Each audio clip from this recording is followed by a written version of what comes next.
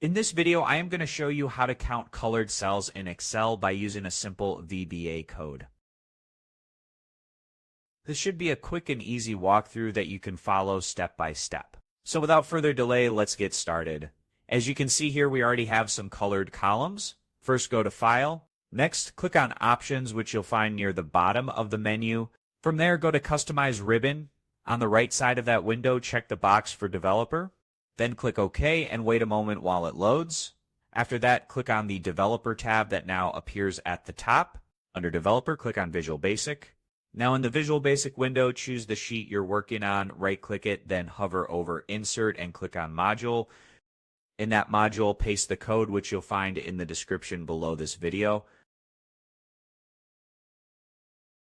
Once you've pasted the code, go ahead and close the Visual Basic window completely.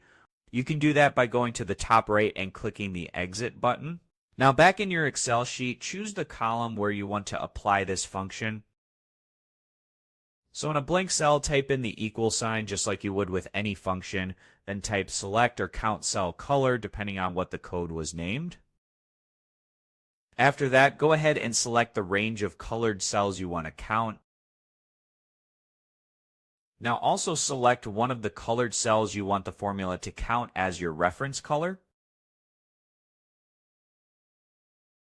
Once that's done, press Enter. As you can see, Excel will return the number of cells that match that color. It's that simple. So this was a quick and easy tutorial. As always, thank you for watching.